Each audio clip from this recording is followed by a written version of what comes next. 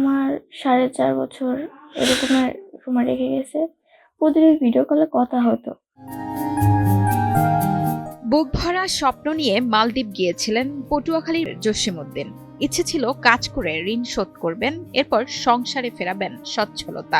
স্ত্রী সন্তানদের জন্য দেখা এই স্বপ্ন পূরণের দ্বার প্রান্তে এসেও ছিলেন তিনি। কথা ছিল ঈদুল আজহার বাড়ি ফিরবেন।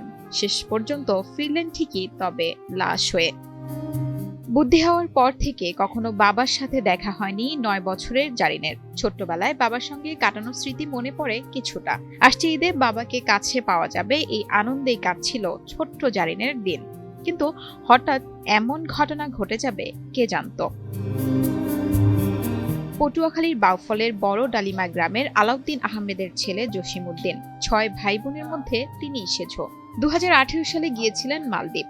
সেখানে কুলহু দুফুসি আইল্যান্ডে একটি ঠিকাদারি প্রতিষ্ঠানের সাথে কাজ করতেন তিনি। আমার 4.5 বছর এরকমের সময় রেখে গেছে।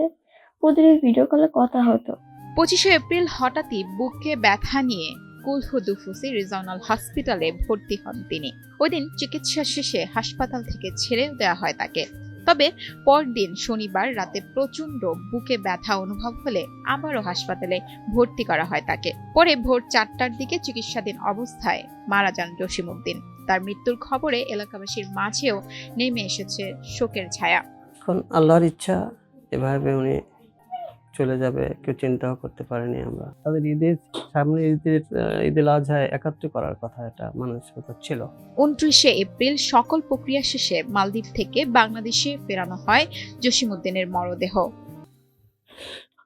ঈদে বলে বাবা তুমি আমার লগে ঈদ করবো না, তোর লগে আগামী ঈদে করবো একসাথে, তোর লগে আগামী ঈদে একসাথে ঈদ করবো। মাত্র 45 বছর বয়সে জসিমের এই চলে যাওয়ার শোক যেন থামছেই না তার পরিবারে। আমার সাথে শেষ কথা বলেছিল শুক্রবার দুপুরবেলা। আমি গোসল করে বের হয়েছি, আম্মু ডাক দিছে, তোর বাবা তোর সাথে কথা বলবে। আমি গেছি, যাওয়ার পরে বাবা মায়ের বলছে, মা আমার শরীরটা বেশি ভালো না, তুমি আমার জন্য দোয়া করবে। এইটাই ছিল শেষ কথা। তারপরে আমি আর বাবার সাথে কথা বলিনি।